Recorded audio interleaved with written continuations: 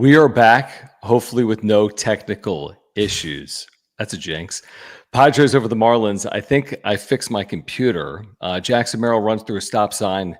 I wanted to run through my computer over the last few days. But the Padres beat the Marlins. They've taken 3 of 4 to start the second half. It's a little bit of deja vu all over again. They're 7-2 in their last 9, by the way. And they win 2-1 behind Randy Vasquez, the magician, and this bullpen, 4 2/3 scoreless innings. And 2 runs was enough against a very good starting pitcher, and Vasquez and the bullpen did the rest. So game 1 goes to the Padres. There's a lot to react to. The win, the upcoming trade deadline as well. So make your way in, and please subscribe. We need to get to 9,000 subscribers by the trade deadline. That's some heavy lifting, so we need you. So please subscribe to this channel.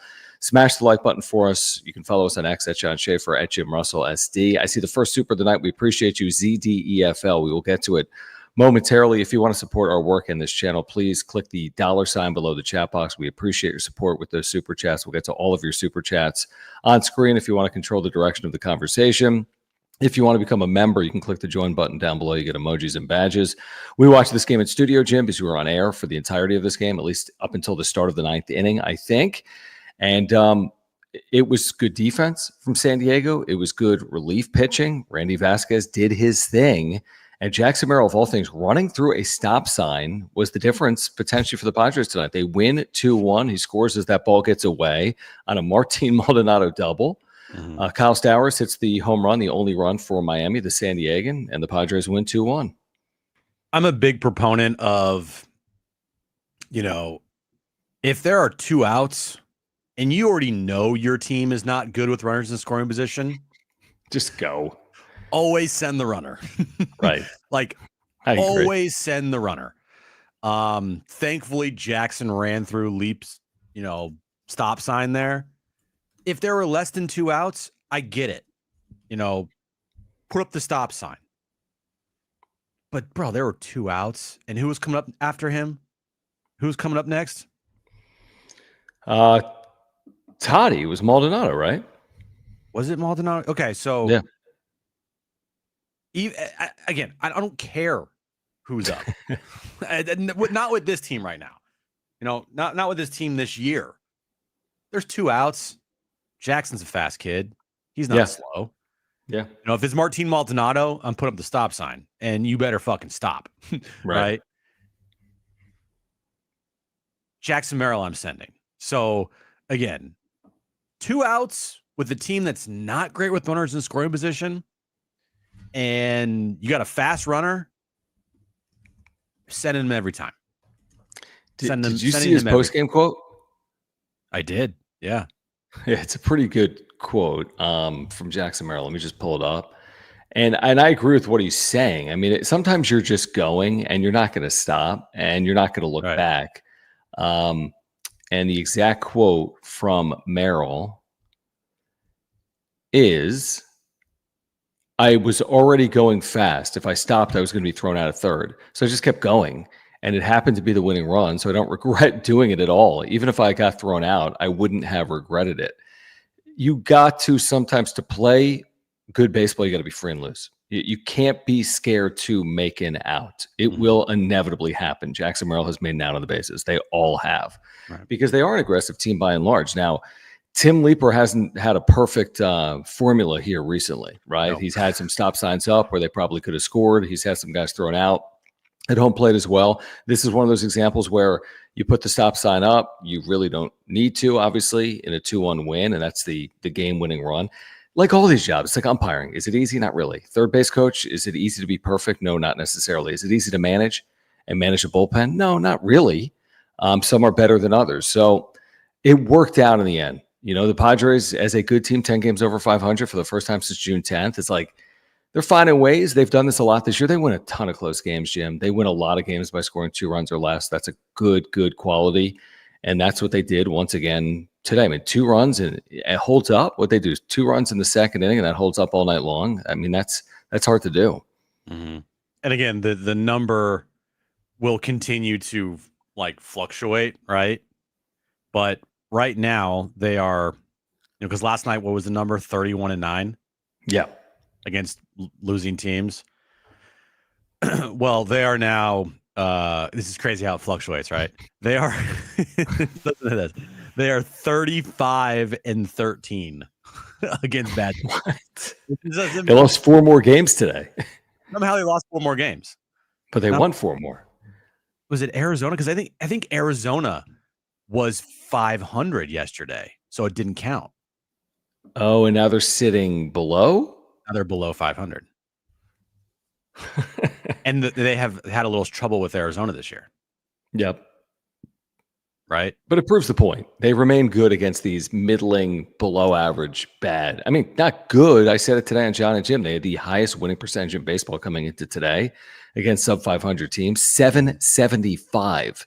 The Cubs were 774. The Padres had a 775 winning percentage, which is almost like impossible to maintain, yet somehow they've maintained it. They've played 100 games now, and they're winning at that clip against bad teams. They entered the All-Star break with a half-game lead for the final spot in the wild card. Today, they have a 3.5-game lead over Cincinnati, just 4 days into the second half of the season.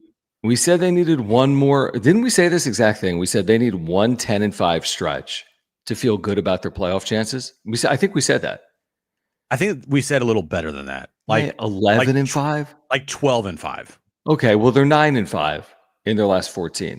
Right. So, let's say 12-6 happens. That's 3-1 in their next 4. It might not, but if it did happen against the Marlins and the struggling Cardinals, then they did it. That's the 12-6, 667 baseball over an 18-game stretch that they did earlier in the year. So it's amazing. They maintained their playoff positioning based on 14-3 for months, and now they're creating some cushion based on a nice week, essentially, what they did at the end of the homestand, what they've done here to start the second half. And it is kind of crazy. I'm not saying they're going 43-19, but it gives you all the vibes and the memories from last year because they started hot last year in the second half, and they have started well. 3-1 is not 43-19, but they've started well in the second half. And again, knowing that the deadline's 10 days away and that they can potentially bolster this team and add to it, if you're a Padres fan, you have to be optimistic. How optimistic remains to be seen, but I think most Padres fans here with us tonight and that we'll talk to tomorrow, and John and Jim, are probably pretty optimistic based on what they're seeing. And I think the countdown to 90 wins to me is on, and 35-27 the remainder of the way isn't something that's crazy to to get to. Right? So they got 62 games left. Tonight was game 100. And all they need to do is go 35-27 the rest of the way, and you're 90-72. And that's a playoff spot. You're in the playoffs at 90-72. So, if they take care of business here against the Marlins and, the Cardinals over the weekend and have a great road trip, which is in play for sure, then that number is going to go down to all they need to go is 30-27, right? Or, 31-26. They can do that over the final 62 games of the year. The offense still, it's an adventure, right? 2 runs tonight. Kind of a dud on Saturday, but they're getting it done because of their pitching and their defense. And that's their calling card. The 4 horsemen tonight came in the 5th inning, shut it down. Adrian Morejon, stud. Then you followed that up with Estrada. Yeah, Jeremiah Estrada, Jason Adam, and now Robert Suarez, I believe, leads the league in saves, if I'm not mistaken, or he's close to the league lead in saves. But still, the back end of this bullpen is getting the job done. Let's see here. Yeah, Suarez leads the league in saves. He's got 29 right now, 3 more than the second most saves in baseball. And he's pitched a lot better recently. I know he's got a high ERA for a closer, but his whip's low. He has 44 strikeouts and 41 and 2/3 innings. He's only appeared in 44 games. I mean, pan that out, look at his career high in games appeared, which was last year at 65. He's on pace for that for sure. This is just who they are right now. They are a team that pitches well, has an amazing bullpen, and that's their biggest weapon. And I think Schilt coming into today's game, not having to use his bullpen at all, like his top guys at all over the weekend, he went for it, and he got rewarded with it. It's how you should manage. He should get credit for the way he managed this game. You need to win these games. I don't care who you're playing, and it's not easy to win a game like this without using your high leverage arms. Manny Machado did say post game we need to score more, despite the 2-1 win here tonight. Let's get to some of these super chats. But yeah, I mean, the fact that they are winning by scoring 2 runs or less, like it's not easy to win as often as they've won this year with 1 or 2 runs. Got 5 1-0 wins. That's incredible. I think they had 4 wins last year, scoring 2 runs or less. 4. And this year, those wins are just piling up, including here tonight. ZDFL, thank you, man, for the first super chat of the night. And again, guys, if you are here, please subscribe. We're trying to get to 9,000 subscribers by the trade deadline. We need your help. If you're here right now live or on replay, please subscribe to this channel. He says, good and needed win. I honestly think if they can stay hot, they have a very good shot at the division with the Dodgers sucking. I don't expect that to continue with LA. I don't know if they're going to play brilliant baseball, but they're going to play better than they played in July, where they were 5-10 coming into tonight. Yeah. But that doesn't mean the Padres don't have a shot at winning the division. I mean, we've gone down this path so many times in the last 7 years. So maybe they can hang around in this division. It's possible. I'm not overly concerned about it. I don't think the Dodgers are going to suck for the next 62 games, to quote ZDFL, but if the Padres are in it with a handful of weeks to go, then we'll certainly be talking about it. Yeah, I'll believe it when I see it.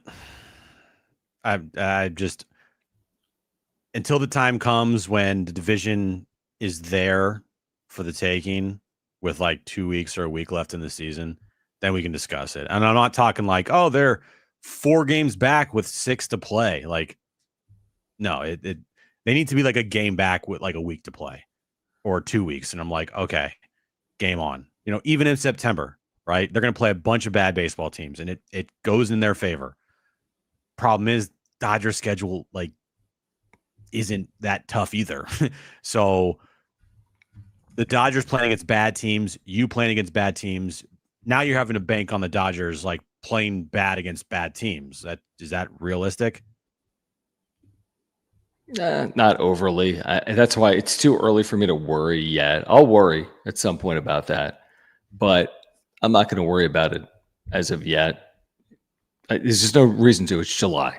I mean, we've been down this path way too many times. I don't think it's yet a reason to overly concern ourselves. I mean, if the Padres, if we look up and they have a 3.5 game lead on the Dodgers at some point, at any point, then everyone's going to lose their freaking mind. But they don't have a 3.5 game lead on the Dodgers. But if they do, then people should lose their mind. The Beef says, thank Christ Jackson said F you, Leaper. Yeah, I mean, it's clear as day. I mean, Leaper's all the way down the line. 2 hands up. You know, I know. He's all the way down the line. This was clear as day, but Merrill just said, I'm not stopping. This happens, by the way, over the course of a season in baseball, right? You'll see this happen. Sometimes the player gets it right. Sometimes the coach gets it wrong. And that's what happened here. I mean, Merrill got it right clearly. It was kind of in the end of the day, I mean, he scored with relative ease, I would say. In a circumstance like that, you got to cash in Martin Maldonado 2-out doubles. Okay. And that's what I mean, think about that. Martin Maldonado, his base hit is the reason why you win. And Jackson Merrill going first to home and running through a stop sign, again, might be the reason why you win. And this is how the Padres have managed to win some games this year. Yeah, it's close games that they have held the lead for because their bullpen is freaking awesome. Mm-hmm. And I have absolutely no clue and no idea how Randy Vasquez has pitched as well as he's pitched this year. Have you seen the Savant page? It is one of the worst Savant pages for a everyday or a starter in the big leagues that pitches every 5th day. It is crazy. And to look at the Savant page and tell somebody, all right, I want you to guess this player's like year. Like, give me their numbers. There's no way in hell that person would guess the guy has a sub-4 ERA and his team is what, 14-7 in his 21 starts? 13-7 in his 20. 13-7 in his 20 starts? Yep. What? I mean, his whip is high, 1.41. He's only got 50 strikeouts in 99 innings pitched. 0 tonight. None tonight. I love the tweet that, let me pull this up.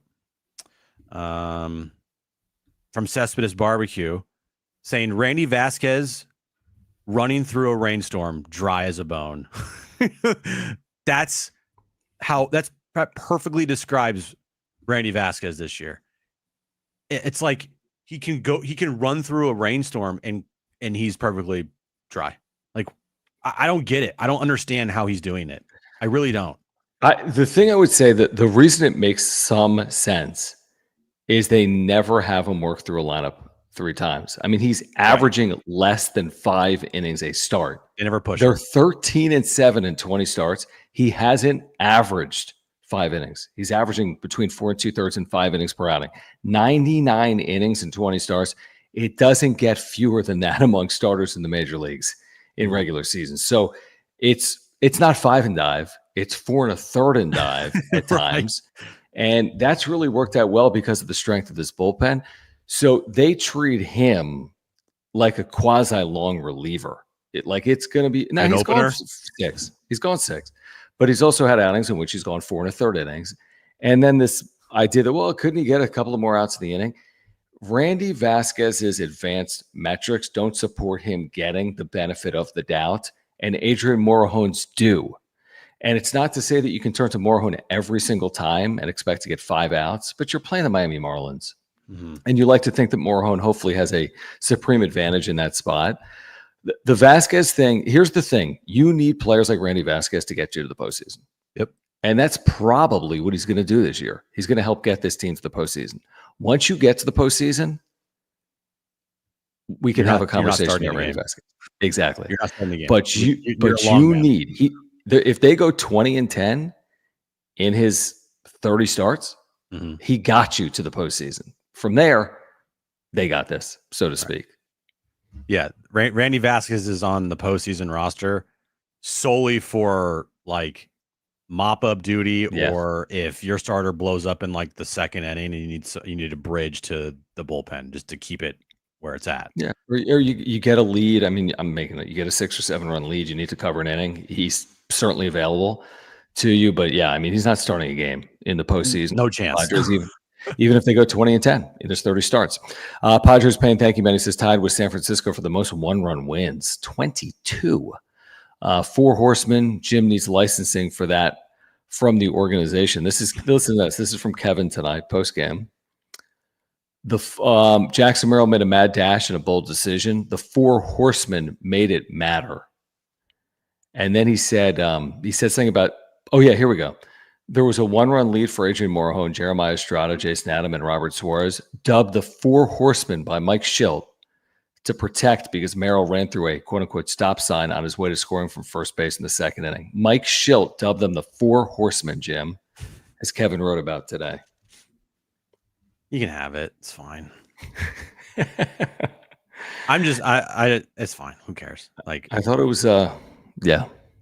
It's a lot of people. A lot of people are claiming again. They're never mind. It doesn't even matter. I don't even care. Like, I really don't care. It's funny that we mentioned it as when we did, and that it stuck. Something stuck that we mentioned. So that's pretty cool. We get no credit, no T-shirts, no licensing, no brand deals. Nothing. Story of our careers. Right. We're just sitting there with our fingers up our ass. This is an interesting super chat. Again, if you're here, subscribe. And if you're here, thank you for your support of the channel.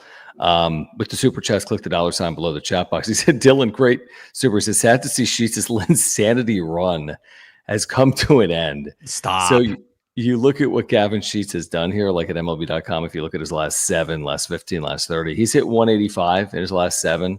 He's hit 211 in his last 15. He's hit 243 in his last 30. Even in his last 30 games, his on-base plus slugging is 655. So, yeah, I mean, he has come back to earth, but here's the good news. Xander Bogaerts has left earth. Right. He hit a ball 393 feet tonight. again after hitting one 390 feet yesterday, and again scored one of the 2 runs when Xander's they scored flying those 2 around runs. the sun at the speed of light. I mean, it's Xander Bogaerts. He later walked in this game. Xander Bogaerts he's playing out of his mind. As Gavin Sheets has come back to earth, freaking Xander Bogaerts is orbiting Mars right now. Yeah, he's Gavin Sheets is in a slump right now, but you know what? It's okay. You know, you're not relying on Gavin Sheets. Now he is hitting in the middle of that lineup. He's hitting cleanup for you, but all in all, I think, you know, but Gavin has had a fantastic year for the standards that we all had of him coming into this season. Did anybody think he was going to be an everyday regular player and be as important as he has been to this lineup? I didn't. I didn't even think he would last this long. You know, it's a flyer, you know, project player that they turned into their cleanup hitter. That's pretty amazing. Mm-hmm. I mean, I kind of like what Kevin told us today, which is maybe they should get back to platooning him.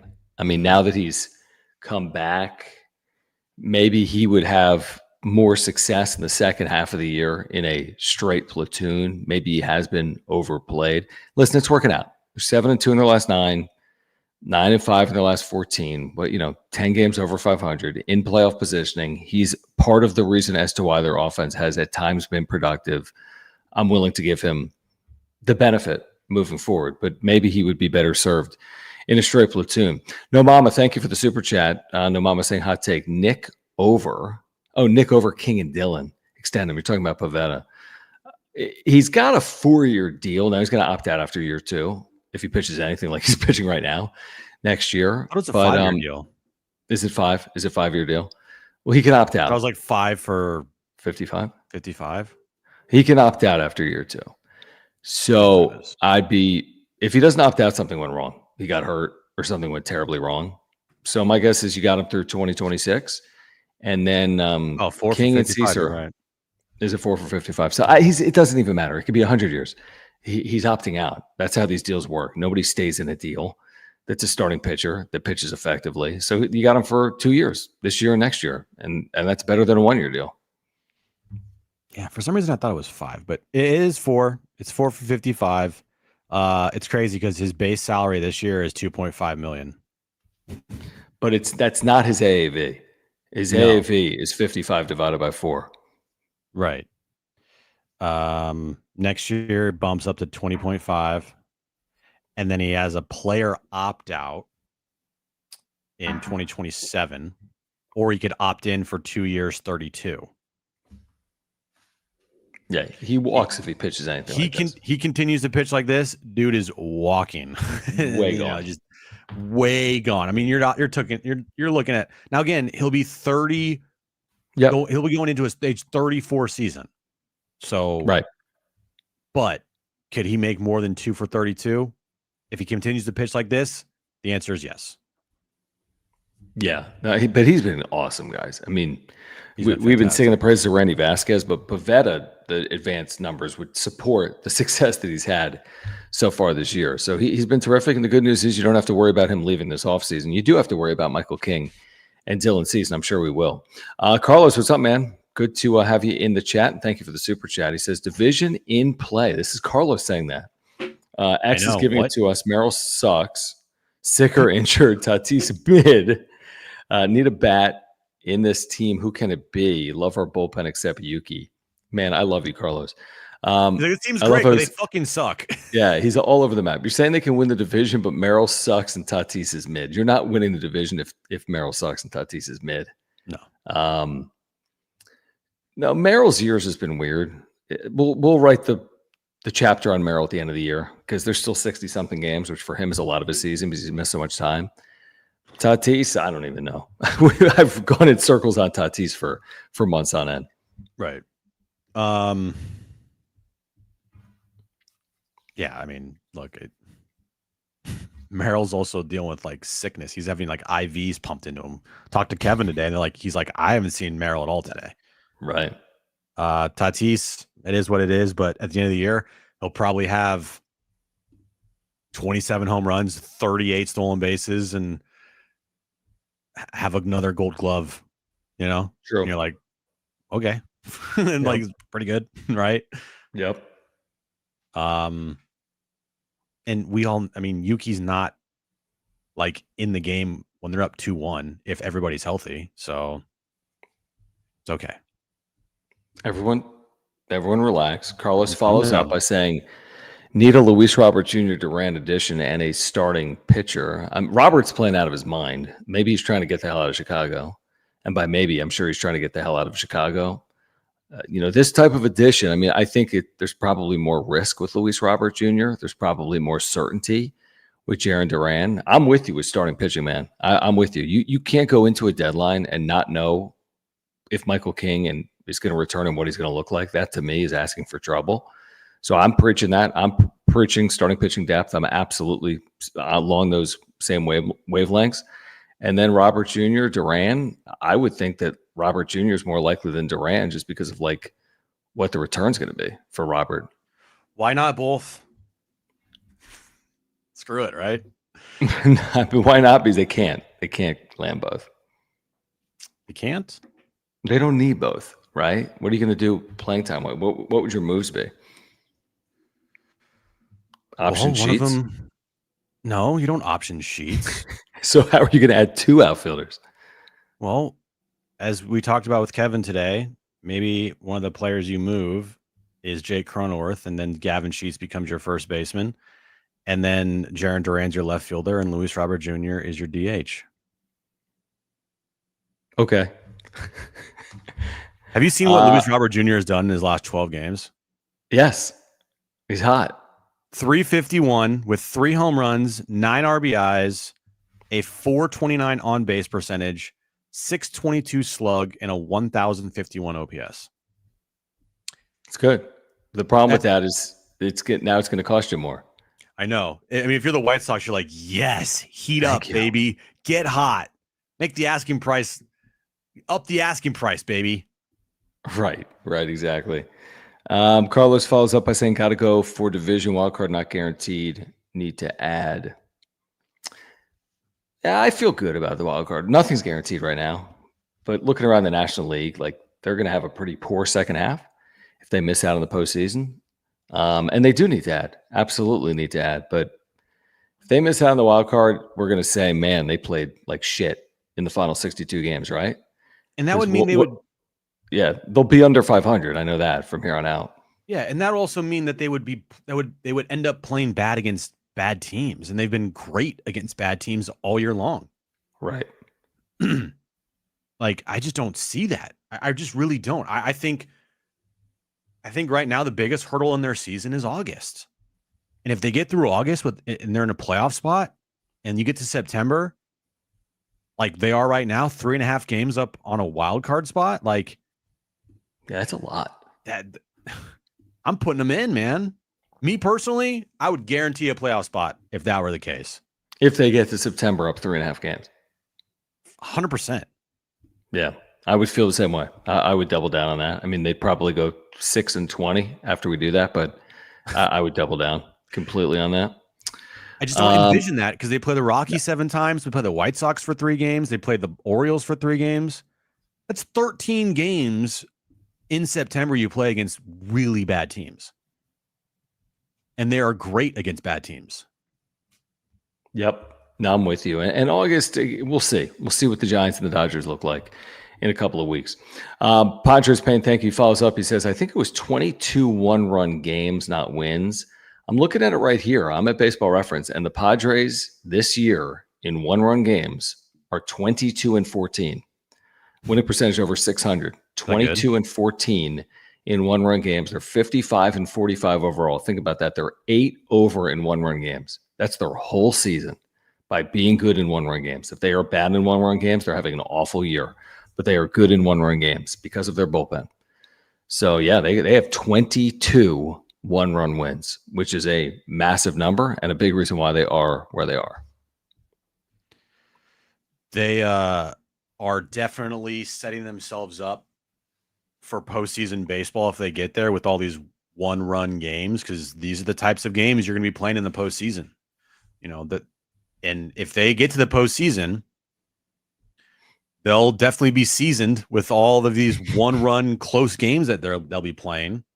You just hope that all the close games they're going to play to hopefully get to the postseason won't cause this team and this bullpen to be completely gassed by then. Yeah, completely. I mean, and here's the thing. You can be great in one-run games, and you could lose a random one-run game. Mm-hmm. Like, you could be great in one-run games and then play the Philadelphia Phillies in the 4-5 matchup and lose 2 games 3-2. Like, there's no guarantee because you win every game 3-2. You happen to win that game you need 3-2, when you're taking on the Phillies. But again, I think it's a decent indicator, and their bullpen leads you down a path of, if you can get a small lead, you feel good. All right, we're going to get back to this conversation. Please subscribe here on Content for Padres fans. Trying to get to 9,000 subscribers by the trade deadline. We need your help. And thank you for the super chats. We'll get to all of them here tonight. Click the $ below the chat box if you want to support and see your comment on screen. We do thank Mark Nimitz. He called me, by the way, today. We talked for 25 minutes about the Padres.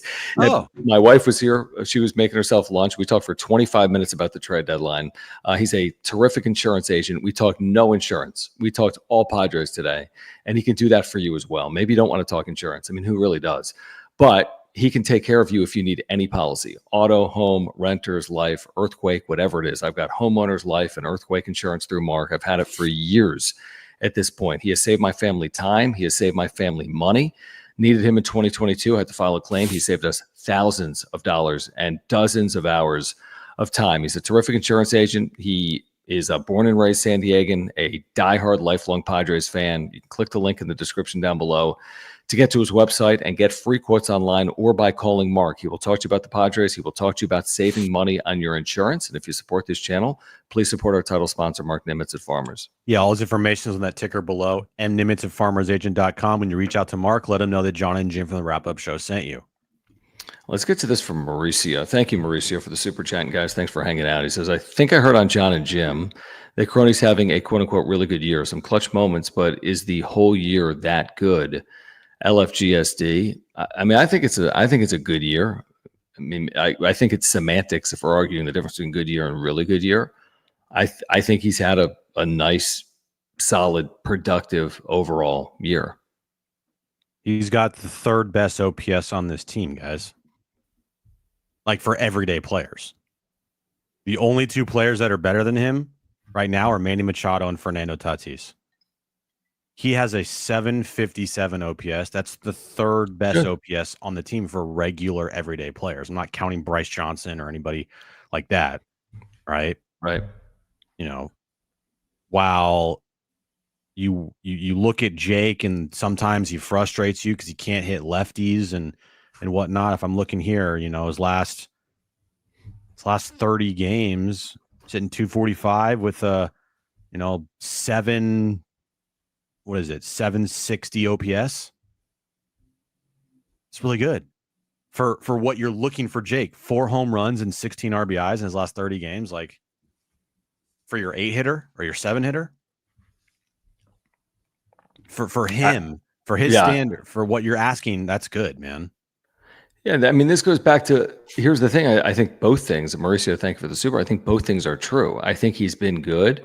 And I'm not sitting here saying you cannot move Jake Cronenworth. We've had this conversation since Friday because Kevin Acee brought it up. He doubled down. He brought him up again today. He's not saying he's moving, but if you can enhance your roster by moving Jake Cronenworth, even if he's having a good year, it should be considered because of what he's owed. He's not owed crazy money, but if you're trying to bolster and you need to spend money, but you don't have money, well, he makes money and he's owed a lot of money through 2030. So if you need to free up cash, Jake Cronenworth might provide you with that. Doesn't make it the perfect option. You could certainly argue not moving him. And I think you could make a compelling argument to potentially move him depending on what the return is. But I think Cronenworth has had a nice year. I mean, you think about these struggles offensively. I don't think he's a culprit there. I think he's held up his part of the bargain. You weren't asking for more. You certainly weren't hoping for less. He's just put together a solid, good overall year through 100 games. And by the way, I said there he can't hit lefties. Like, last year he couldn't hit lefties, right? Last year awful against lefties. There was a part of the season, I remember last year, it's like, you got to platoon Jake. He can't hit a lefty if his life depended on it. And for a good amount of time this year, for at least a part of this season, he wasn't hitting lefties, But I just, but looking at his numbers, like, I did it too. Better against lefties than righties this year. Against lefties, he's hitting 247. Against righties, he's hitting 241.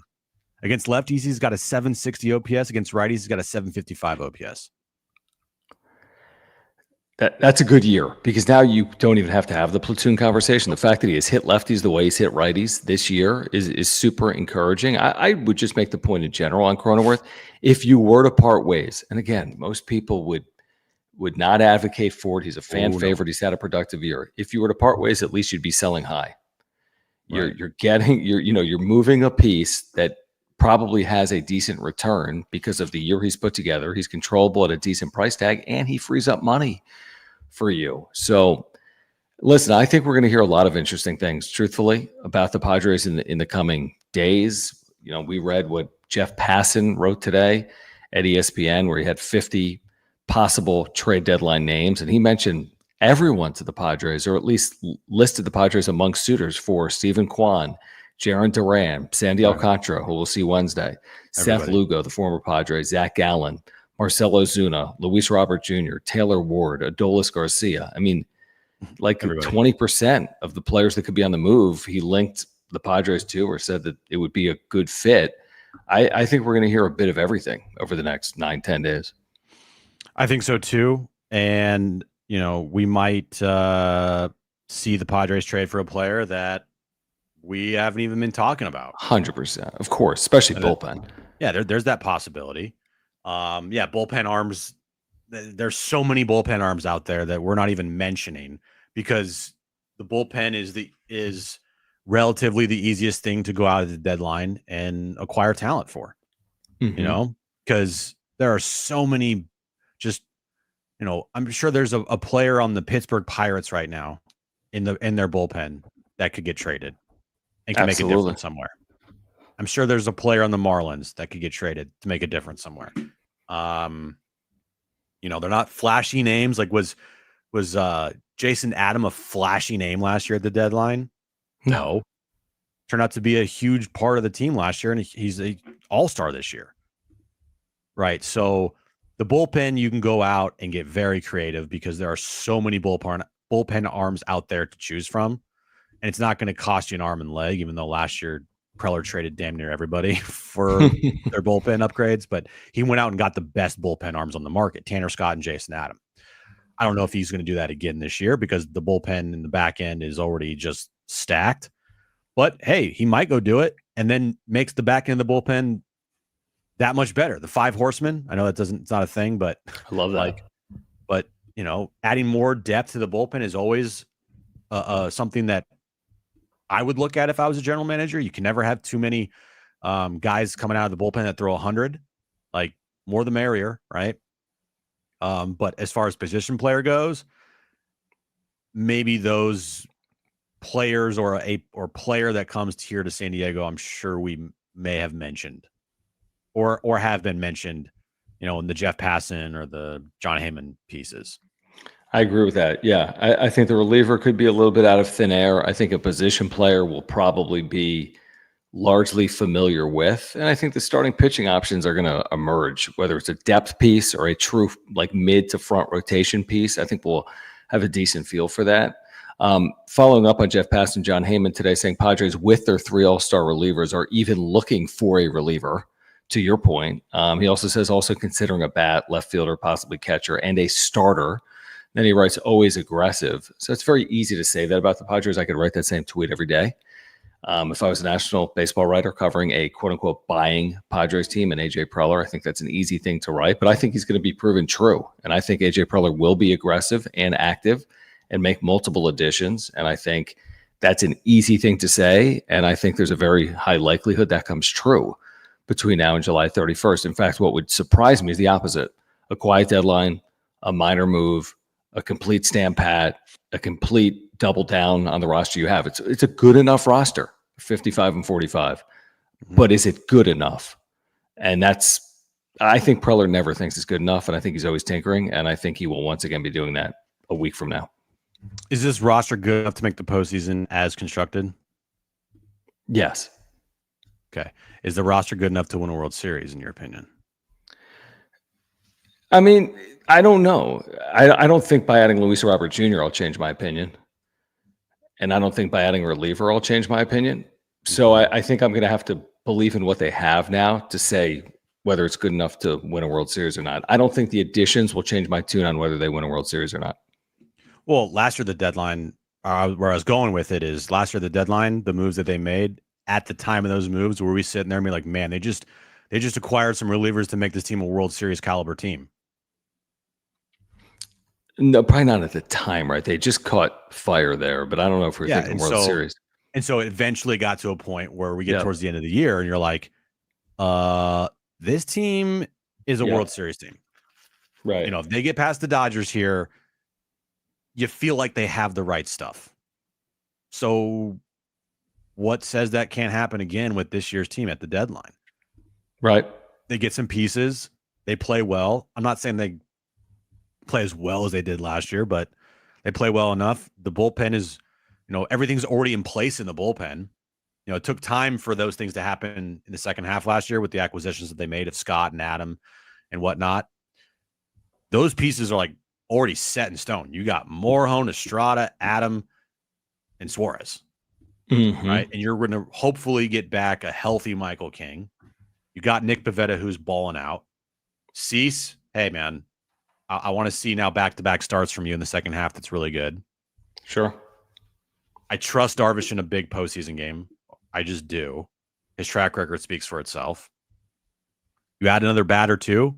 I mean, maybe this is the same effect, this trade deadline, but on the opposite end, like the effect in the bullpen last year, maybe it's the effect with the offense this year with whatever bat or bats they pick up. I can be convinced. I mean, I don't think it'll take time for me. Like if they, if they make sizable moves, I'll need to see it obviously play out.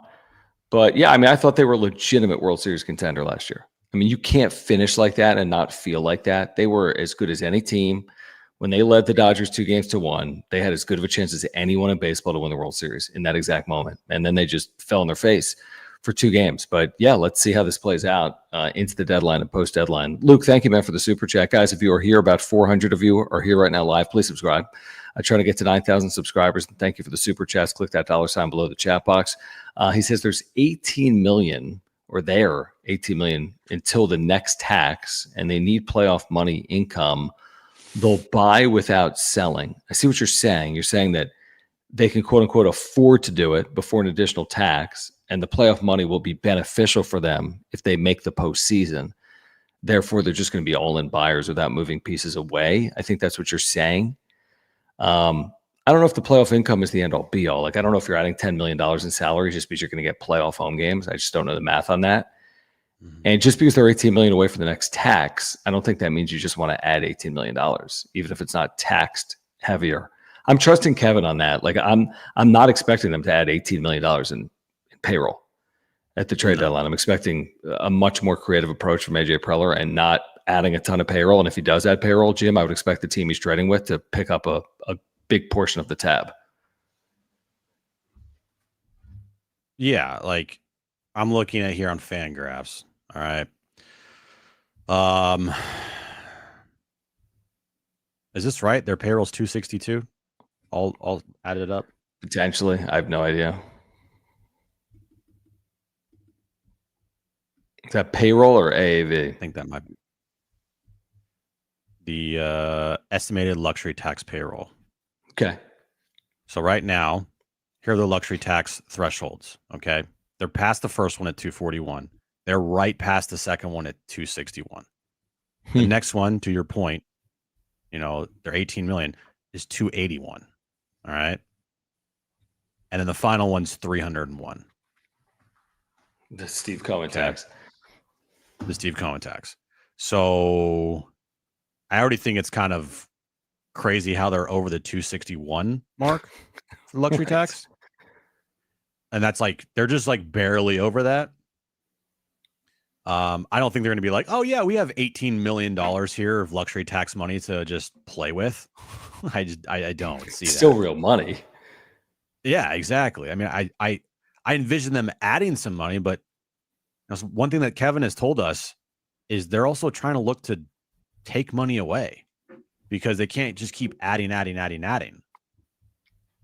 So, yeah, I mean, it's going to be an interesting week and a half here to see what Preller does and see what the team does. Is John Seidler going to give AJ full power to just go out and add whatever pieces he wants to try to add to make this team the best it possibly could be? Or is there going to be restrictions of like, hey, you can add these players and add the money, but you also need to make sure that you fit it into X amount? Yeah, I think you're right. I really do. I mean, I personally would be surprised if they added much payroll. Like, from where? The money just exists. John Sadler's got a check for another. I mean, at what point have you spent? They're over the second tax threshold. So every penny they spend, by the way, over the second tax threshold is taxed. So they might have 18 to work with before they get to the third tax threshold, but every penny is now taxed. I think there's a point in which they're not the Guggenheim organization and they're not the New York Yankees. I think there's a point. I don't know what that point is. My guess is they're kind of up against it. And if they add salary, I don't expect them to add tens of millions of dollars of salary. We can get back to this conversation in a moment. We do want to remind you about our friends over at SeatGeek.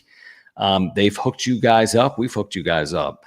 For our viewers, use promo code PODSWRAP. That's PADSWRAP. You're getting a $20 off your order of $50 or more with SeatGeek by using the promo code PODSWRAP. That's PADSWRAP. You're getting $20 off your order of $50 or more with the promo code PADSWRAP. Just click the link in the description down below to download the app. Have the code automatically added to your account so you can use it later. We do want to thank our friends over at SeatGeek, but again, with $20 off your order of $50 or more, like, look at this. When they get back home against the Mets, I mean, this is with fees, $53. 2 tickets, 106. Take $20 off. It's $86. 2 tickets to see the Padres when they get back home after essentially 2 weeks on the road because of the All-Star break and this 10-game road trip. So take advantage of the offer. Get down to Petco Park, see a concert, whatever it is. SeatGeek has you hooked up. Just use that promo code. Get $20 off your first order of $50 or more with promo code PADSWRAP.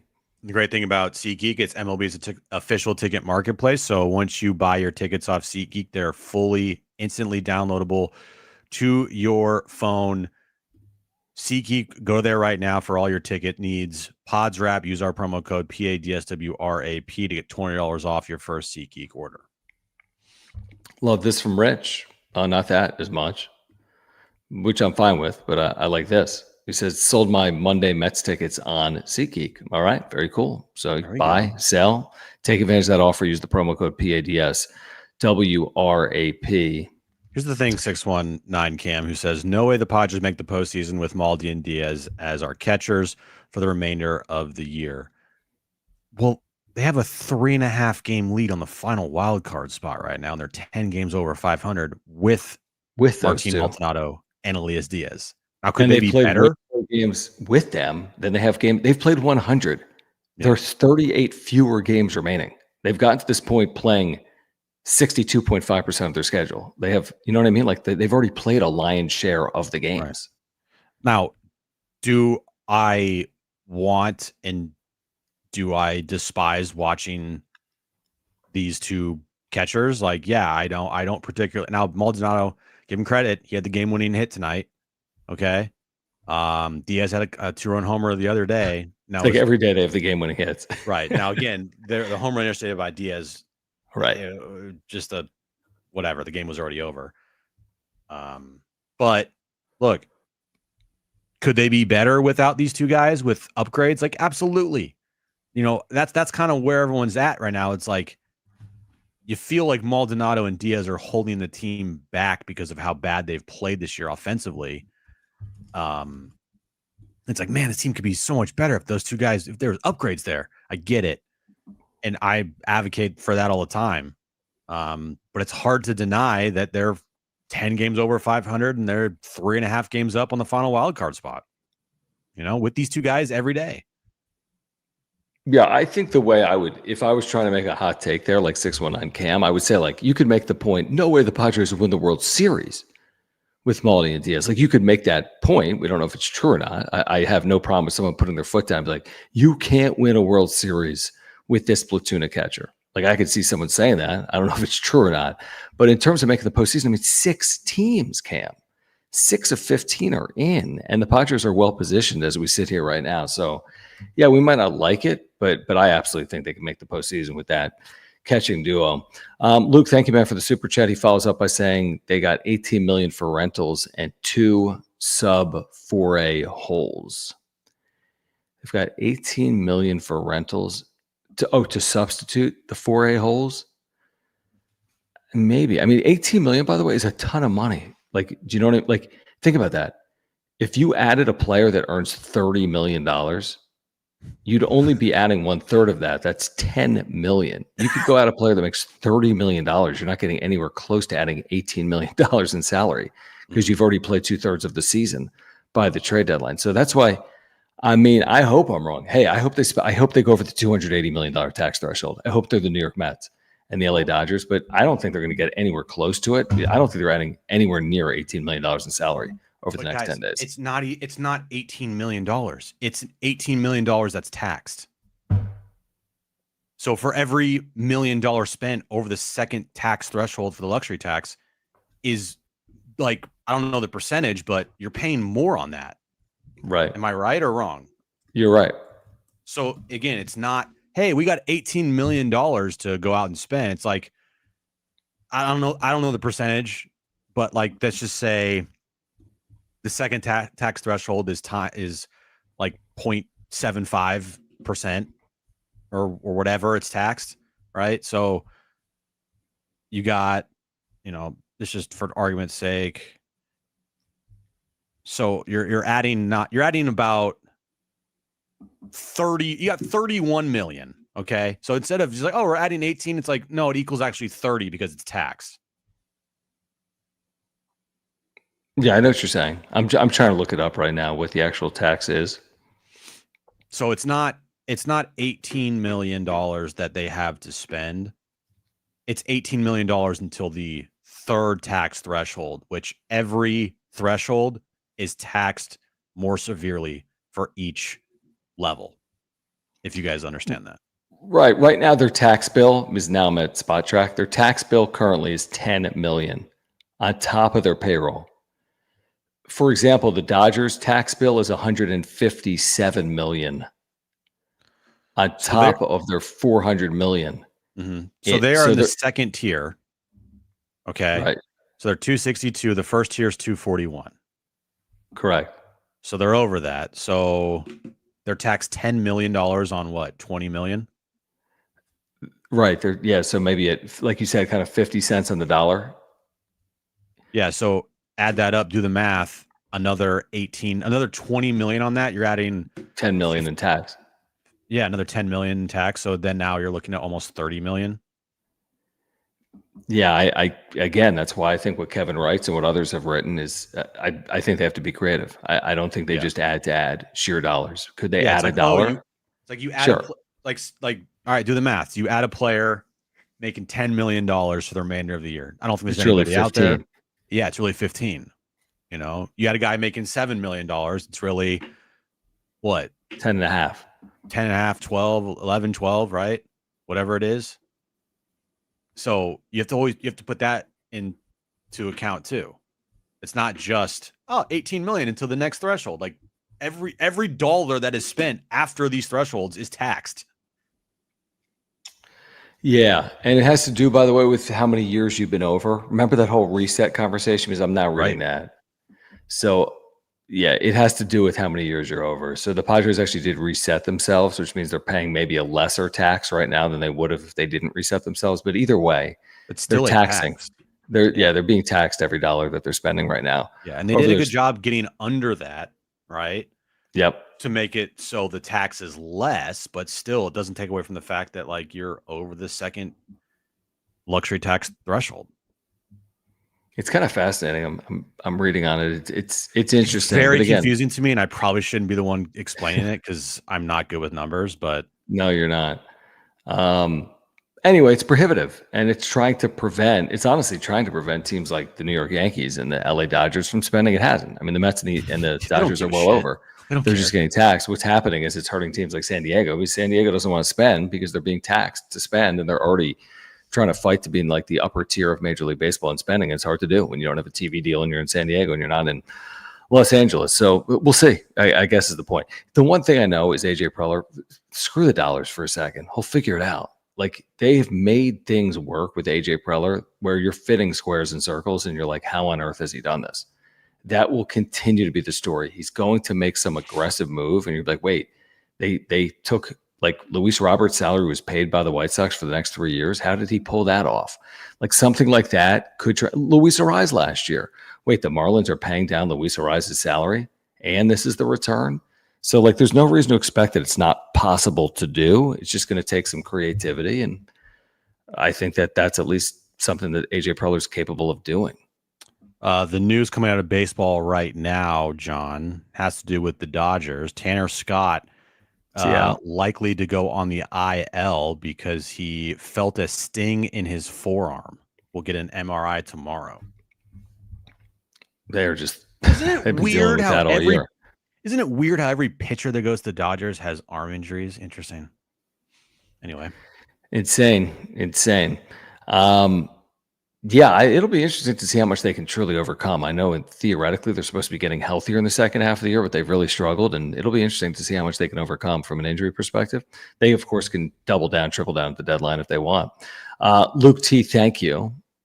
And knowing that he's going on the IL before August 1st is probably a benefit to LA if they really want to add to their bullpen. He says that's Higgy and Luis Robert Jr. without a prospect. That's Higgy and Luis Robert Jr. without a prospect. What is 18 million?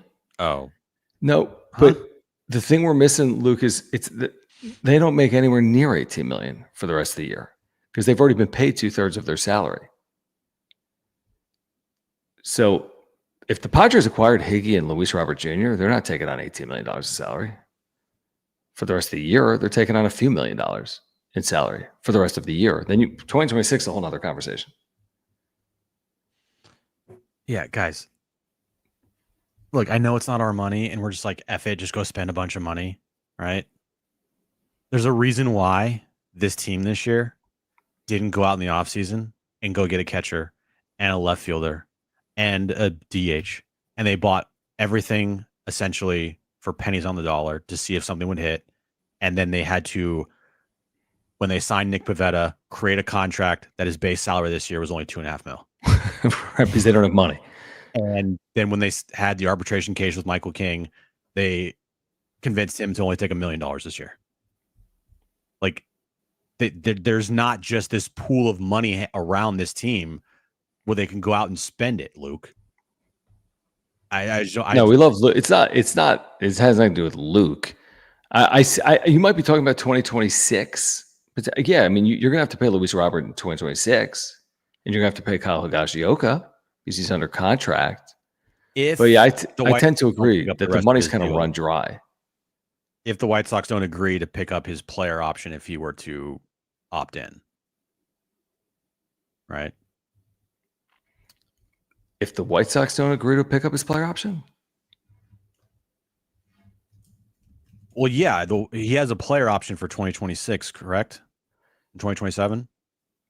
Luis Robert? It's a team option. Oh, I thought it was his player option. My bad. No, team option. So okay, well then the team option, it's club option. But I don't know, whatever. That's where it gets tricky. I mean, are the White Sox picking up the Padres team option?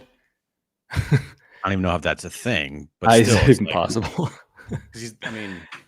I don't know. It's a lot of money. Luis Robert Jr., the issue with him is the money. 100%. He makes a lot of money. So someone's got to pick up that tab because he makes $20 million next year and he makes 15 this, but it's more concerning the next 2 years. He's 20 next year, 20 the year after. Again, let's see what transpires in the days ahead. is what I would say. All right, while we're here, we do want to remind you about our friends over at Underdog Fantasy. Great offer going on for you right now. Use the promo code PODSWRAP. Click the link in the description down below. Get a 50% deposit match with promo code PADSWRAP, plus a free gimme pick. What does a free gimme pick look like? If you use that promo code, you'll see higher or lower than like a half total base, for example, or a half plate appearance, for Fernando Tatis Jr. But it's so simple and easy to play. The pick'ems, you choose Tatis to homer.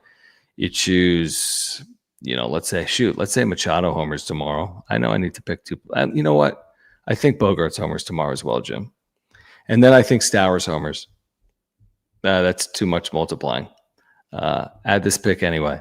If that happens, $10 pays $2,000.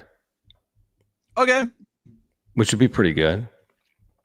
What's 200 times 10? Why can't I see that? Yeah, $2,000.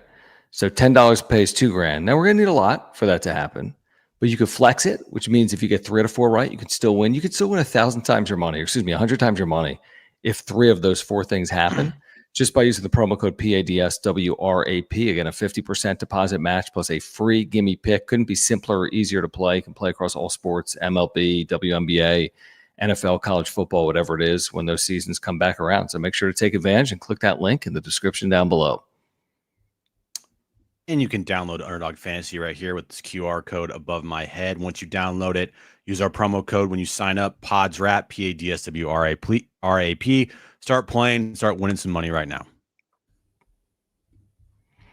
Should we do this again tomorrow? There's a couple of supers I think that have rolled in. Let me get to this one.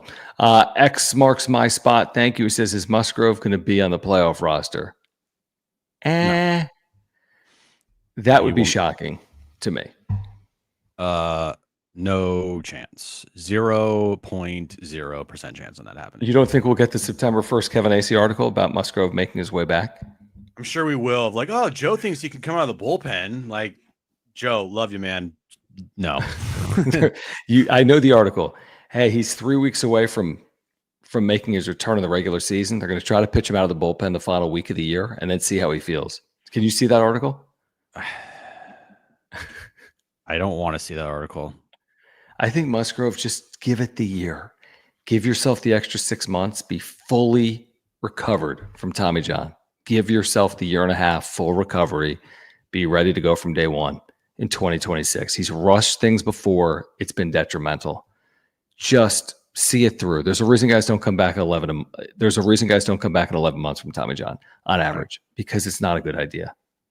It's like they're going to need him next year, guys. Oh, in a big way. Depending on how the rotation pans out, you got Pivetta, which you feel very confident about, and then you got who knows if Darvish is going to return. I mean, he could retire, right? Yeah. And then Joe off of Tommy John. Darvish is not going to have I don't envision Darvish next year pitching, having 34 starts. Like he's there's going to he's going to have something wrong with him. Can you count on Joe for 30 starts next year off Tommy John? Now we'll have extra time to heal and recover and everything, but it's a lot. You think he takes the ball in Game 5 against the Dodgers? Says, I wasn't available last year. I'm available this year. Yeah, they might. Hey, we got arrested. Got arrested Nick Pivetta for Game 5, but you know what? We think Joe making his first start of the season is the right call. He looked really good in his bullpen. The glove, the mitt was popping, guys. That's hilarious. To hear the mitt pop from over here. We shouldn't see Joe Musgrove. I'm sorry. In any scenario, they could be in the World Series and he's not ready. A cheerleader in the dugout. Yeah, exactly. All right, join us tomorrow at 2 p.m. We'll get you ready for Game 2 of the series. John and Jim, San Diego Sports 760. We'll get you ready for Game 2, and then we'll join you tomorrow night for a wrap-up show. Padres win again tonight, 2-1 over the Marlins, and they are 3-1 since the All-Star break. 3.5 games up right now on a playoff spot. The trade deadline is approaching, and as there is news related to the deadline, turn to us on John and Jim and the wrap-up show. We will be there for you over the next 9+ days. Please support our partners, Mark Nimitz at Farmers Insurance. He's been with us since day one. He is a day one, so thank you, Mark. Please support Hamul Casino, our friends over at SeatGeek and Underdog Fantasy as well. If you have not subscribed to this channel, we would love to get to 9,000 subscribers by the trade deadline with your help. So Please, if you are here live or on replay, consider subscribing to this channel. It takes you about 1 second to do so. Please subscribe to this channel. Smash the like button for us. Follow us on X at John Schaefer, at Jim Russell SD. If you're here on replay, thank you for the super thanks. And for Jim, I'm John. We'll see you tomorrow on the radio and then tomorrow night in the wrap-up show. Thanks, guys.